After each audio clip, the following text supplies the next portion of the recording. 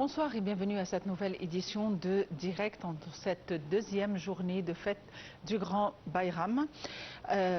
En fait, nous avons aujourd'hui un sujet à débattre, évidemment, comme toutes les soirées. Il s'agit de l'énergie à partir de plusieurs perspectives et facettes. La première concerne l'Égypte qui a signé des méga-projets d'énergie renouvelable pour accélérer sa transition énergétique.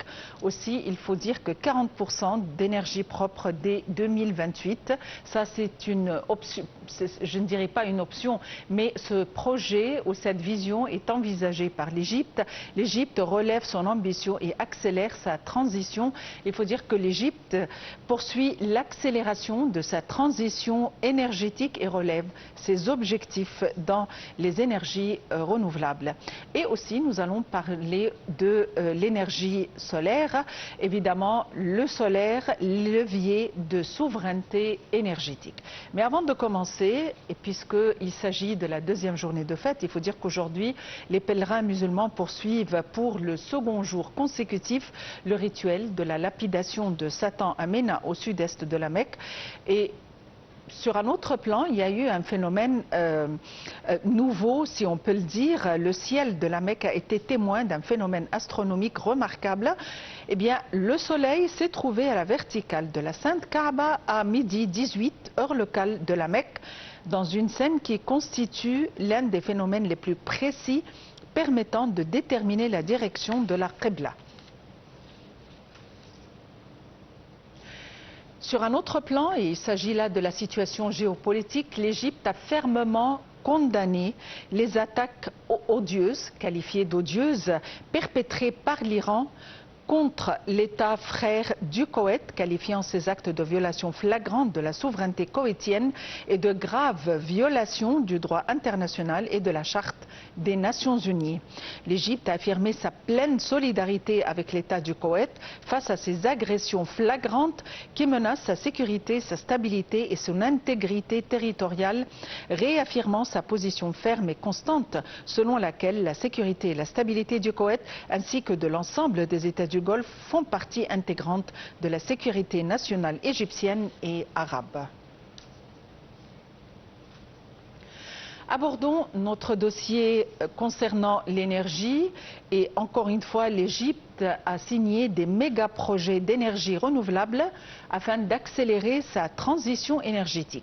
L'Égypte introduit pour la première fois des systèmes de stockage à grande échelle dans l'objectif de garantir la stabilité du courant pendant les pics de consommation. Ces nouveaux projets s'inscrivent dans la stratégie nationale pour l'énergie intégrée et durable qui prévoit de porter la part des énergies renouvelables à plus de 42% d'ici 2030. Le point.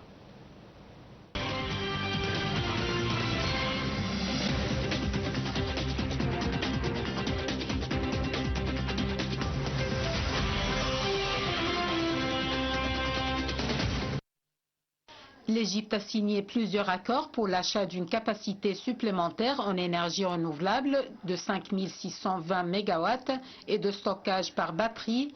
Selon un communiqué du Conseil des ministres, l'accord a été conclu entre le ministère égyptien de l'électricité et des compagnies égyptiennes, françaises et japonaises au profit d'une augmentation de 62% de l'énergie renouvelable totale égyptienne. Actuellement, la capacité installée en énergie verte s'élève à environ 9 000 MW. Selon les prévisions du ministère de l'électricité, cette capacité devrait bondir à 24 MW d'ici 2030. Ce déploiement massif intervient alors que l'État égyptien multiplie les mesures pour sécuriser l'approvisionnement électrique en vue de l'été 2026. Ces accords incluent des projets éoliens et solaires d'envergure ainsi que l'introduction de technologies de pointe pour stabiliser le réseau national. Le premier volet de ces accords concerne le projet éolien de Ras Gharib sur la mer Rouge d'une capacité de 900 MW. Ce projet sera développé par un consortium international regroupant le groupe égyptien Orascom Construction, le français Engie et le japonais Alios.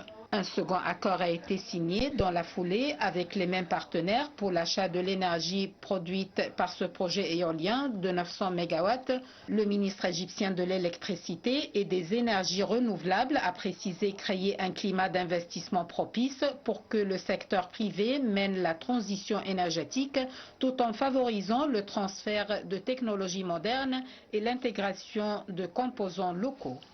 Un troisième accord d'envergure a été conclu avec le groupe égyptien United Egypt Group for National Industries sur le développement de 2000 MW d'énergie solaire à Nag Hammadi en Haute-Égypte, couplé à une station de stockage par batterie de 2000 MW par heure.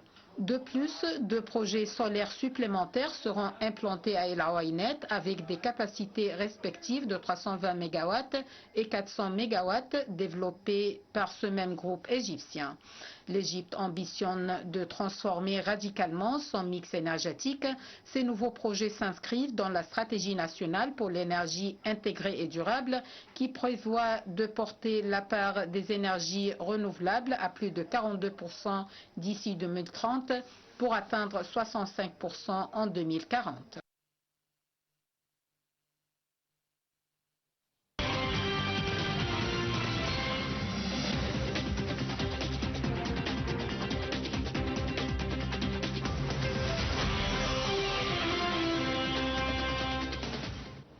Et pour nous donner plus d'éclaircissements, nous avons le plaisir d'avoir en ligne Dr Nadim Samna, qui est expert en économie. Dr Nadim Samna, bonsoir et bienvenue avec nous. Bonsoir, merci de m'avoir invité. Docteur Nadim Samna, l'Égypte a signé des accords justement pour augmenter sa capacité de stockage de manière à avoir des stockages à grande échelle pour garantir la stabilité du courant pendant les pics de l'usage et de consommation. Et ce sont des projets qui s'inscrivent dans la stratégie de l'Égypte 2030, de manière à augmenter les réserves en énergie. Et quels sont ces différents projets? Où se trouvent-ils? Je pense que là, le reportage que vous avez étudié tout à l'heure, il mentionne plusieurs projets. Et là, ce que je peux dire, c'est que le gouvernement il a identifié les zones avec le plus d'irradiation solaire pour les proposer aux investisseurs. Donc ça, c'est les zones où il y a le plus de, on va dire, de rayons soleil et là où les projets solaires vont être les plus bénéfiques. Et pas la même chose pour l'éolien. Donc le gouvernement il a proposé aussi les zones où la force de vent est la plus forte, où ça fait plus de sens de créer des fermes éoliennes. Donc c'est surtout sur la mer Rouge, en tout cas au bord de la mer Rouge. Le solaire, beaucoup de zones sont surtout au sud de l'Égypte. Et à votre avis, dans quelle mesure on peut dire que la crise au Proche-Orient a affecté le marché de l'énergie? En Égypte, tout d'abord. C'est très simple. Là, on voit bien que le baril de pétrole, son prix a augmenté de 50-60%. Donc là, aujourd'hui, bon, il a été un peu stabilisé, mais avant la guerre, il était plutôt à $60. Et là, aujourd'hui, il est plutôt à 90-95. Donc ça, c'est tout de suite, ça a une incidence sur les prix des essences. Le gouvernement a augmenté les prix des essences ici en Égypte. Et de manière générale, le pétrole, ça reste la source d'énergie dominante, pétrole et gaz. C'est la forme d'énergie dominante, que ce soit en Égypte ou même dans le monde. Hein. Et c'est pour ça que tous les autres types d'énergie, leur prix sont déterminés sur cette base de pétrole. En Égypte, vous avez mentionné l'objectif de 42% de renouvelables dans le mix électrique, mais on est encore loin, on est encore à peut-être moins de 20%. Y compris l'hydraulique, l'éolien, le solaire, enfin tous les types de renouvelables. On lit sur la presse que l'Égypte poursuit l'accélération de sa transition énergétique. Que veut dire la transition énergétique? c'est la transition. On veut transiter des énergies fossiles, donc pétrole et gaz, vers les énergies renouvelables. Solaire, éolien et hydraulique si possible. Mais là, aujourd'hui, l'hydraulique, on n'a plus de capacité à générer davantage d'énergie hydraulique. Donc, c'est surtout le solaire et l'éolien. Et à votre avis, en quoi consiste notre correspondant avec les pays riverains de la Méditerranée quant à l'énergie et au pétrole, au gaz? Le gouvernement, il a l'ambition de devenir vraiment le centre névralgique de transit de gaz. Donc l'idée, c'est recevoir tout le gaz de l'Est méditerranéen, donc de tous les pays limitrophes, et ensuite transiter soit par pipeline vers l'Europe, ou après avoir liquéfié, l'exporter vers l'Europe, vers d'autres pays. Et l'idée, c'est vraiment de devenir le centre de liquéfication et de transfert du gaz de l'Est méditerranéen. Et qu'en est-il quant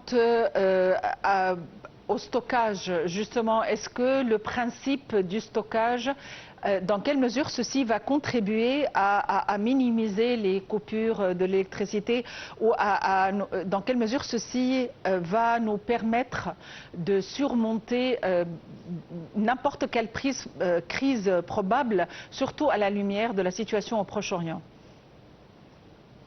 Alors, je pense que là, vous faites référence au stockage de l'énergie renouvelable.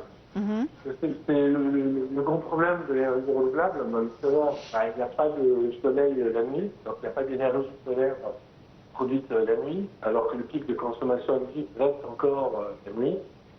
Et pour l'éolien, c'est pas prédictible. Il y a des mouvements. Donc l'idée, c'est adosser au terme solaire et éolienne des unités de stockage d'énergie pour qu'elles soient rechargées, disons, pendant la journée sur le solaire ou pendant le cycle de vent pour l'éolien. Et ensuite, quand il y a une baisse de production d'énergie, ces unités de stockage permettent de continuer de diffuser l'énergie dans le réseau électrique. Donc ça permet de lisser l'énergie produite et toutes ces énergies sont très bénéfiques pour le réseau. Que le réseau préfère quand même une énergie prévisible et stable. Et ensuite, permettant aussi d'augmenter l'efficacité de toutes ces zones de production d'énergie renouvelable. C'est très bénéfique, sauf que le stockage d'une unité, ça coûte cher. Et vous voyez comme une batterie d'une voiture électrique, vous la chargez, puis vous consommez l'énergie pour le charger, mais sur une échelle de beaucoup plus de voitures. C'est quand même ça. Docteur Nadim Samna, nous voyons de plus en plus des voitures électriques et des bus électriques, mais que faut-il faire de manière à divulguer ce concept? Est-ce que tout d'abord c'est une question idéologique, une question sociale? Est-ce qu'il faut travailler plutôt sur l'idée et sensibiliser la population, ou est-ce qu'il faut vraiment propager ou lancer ces produits sur le marché de manière à à attirer l'attention des acheteurs? Je pense qu'il faut qu'il y ait une raison économique. Là, on n'a pas une idée de conscience comme en Europe à vouloir payer plus cher pour on va dire, des solutions qui sont plus favorables à l'environnement. Donc il faut que ce soit économiquement plus intéressant. Moi, je pense que les bus électriques, déjà, l'électricité coûte beaucoup moins cher que l'essence, mais il y a d'autres coûts qu'il faut regarder et il faut pouvoir permettre de baisser ces coûts. Et il y a aussi l'utilisation. Un bus à essence, pour faire le plein, ça prend 3-4 minutes. Alors qu'un bus électrique, pour faire le plein, ça prend beaucoup plus de temps. même à charge rapide, ça prend beaucoup plus de temps. Et c'est du temps perdu parce que le bus, normalement, il doit tourner, il doit prendre des voyageurs et vendre des tickets, etc. Comme ça, il y a quelques handicaps encore qui persistent, mais il faut les résoudre. Mais quand on regarde, on va dire, ce que c'était les bus électriques il y a 10 ans, et on voit qu'on a parcouru un chemin considérable. Et après, je pense que d'ici quelques années, ça va se généraliser. Les bus électriques vont être la norme. Et dans un pays comme l'Égypte, où nous avons le soleil 12 mois, enfin durant toute l'année, dans quelle mesure on pourrait vraiment se tourner vers les batteries solaires dans les maisons de manière à échanger cela contre les chauffe-eau électriques ou à gaz? Il faut commencer à faire des tests. Hein. Je pense qu'il y a certaines... des immeubles, des hôtels par exemple, qui ont une consommation assez forte, où ça a peu de sens économiquement. Après, c'est comme je vous dis, c'est une question économique. Là où vous mettez une installation électrique, des panneaux solaires, en plus de l'unité de l'unité de dommatisement de l'énergie, c'est un coût. Ça coûte beaucoup d'argent et c'est amorti sur, pas 10 ans, mais ça met du temps pour être amorti. Donc il y a une partie du prix qui peut être subventionné grâce à des dons des organismes paritaires. Il faut aussi généraliser aussi ce concept, montrer que ça fonctionne. Il faut aussi voir sur la durée, parce qu'il y a toujours des problèmes qui peuvent être identifiés sur la durée, puis voir trouver des solutions. Mais en tout cas, là aujourd'hui, on ne connaît pas encore ce concept et les consommateurs ou les personnes, ils n'ont pas encore confiance dans ces solutions. Donc ils doivent tester, ils doivent entendre aussi de leurs copains, de leurs connaissances, s'ils ne s'en satisfont pas. Mais de toute façon, en Europe, c'est déjà le cas. C'est déjà, on voit que c'est ce qu'ils utilisent, les Européens, toutes les grandes fermes, par exemple, tous qui ont des toits assez étendus, ils installent des panneaux solaires avec une unité de stockage et il y a un échange aussi avec le réseau électrique. Et ils voient que chaque année, ils économisent une bonne partie des charges d'énergie. Là, aujourd'hui, le prix de l'électricité en Égypte est extrêmement bas, en tout cas par rapport à l'Europe et par rapport à beaucoup de pays. Donc la raison économique n'est pas encore complètement justifiée. Docteur Nadim Samna, vous êtes expert en économie. Merci d'avoir été avec nous aujourd'hui. Il faut dire que 40% d'énergie propre dès 2028, telle est la vision de l'Égypte. L'Égypte relève son ambition et accélère sa transition. L'Égypte poursuit l'accélération de sa transition énergétique et relève ses objectifs dans l'énergie renouvelable tout en misant sur le développement de capacités de stockage à grande échelle afin d'accompagner progressivement la stabilisation du réseau. Le point dans ce compte rendu.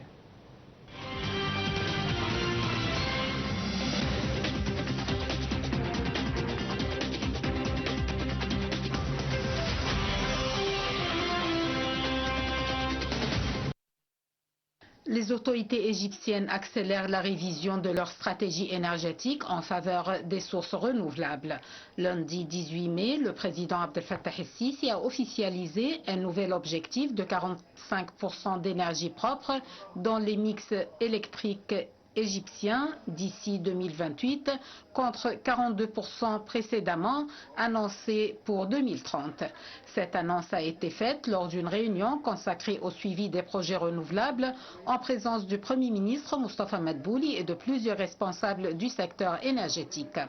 Le président a insisté sur la nécessité d'accélérer la mise en œuvre de ces projets et de surmonter toutes les difficultés et tous les défis qui s'y rapporte en soulignant qu'il fallait respecter scrupuleusement les délais fixés pour l'achèvement des travaux et le raccordement de ces installations au réseau électrique national. Selon un communiqué de la présidence, le gouvernement suit actuellement la mise en œuvre de plusieurs projets structurants. Parmi eux figure la deuxième phase du projet solaire Obélisque de 500 MW à Nagahamedi, dont l'intégration au réseau est prévue en mai 2026. Un parc éolien de 900 MW à Ras Shokir, attendu pour 2027, ainsi qu'un projet solaire de 1700 MW dans le gouvernorat de Minya. La publication met également en avant plusieurs installations de stockage d'énergie connectées aux autonomes dans les gouvernorats de Minya, d'Alexandrie et d'Okena pour une capacité totale annoncée de 4000 MW. Les autorités égyptiennes cherchent parallèlement à renforcer le réseau électrique national afin de faciliter l'intégration des capacités renouvelables et de réduire la dépendance aux combustibles fossiles. Selon les données de l'IRENA, l'Égypte disposait fin 2025 d'environ 9258 MW de capacité renouvelable installée, ce qui en faisait l'un des principaux marchés africains des énergies renouvelables derrière l'Afrique du Sud et l'Éthiopie. Le pays mise principalement sur le solaire et l'éolien pour soutenir cette croissance. Mais le système électrique reste encore largement tributaire des combustibles fossiles. D'après Amber, ceux-ci représentent environ 87% de la production électrique du pays, tandis que le solaire et l'éolien comptent pour environ 7% du mix. Ces données illustrent l'ampleur de la transformation nécessaire pour atteindre les nouveaux objectifs annoncés.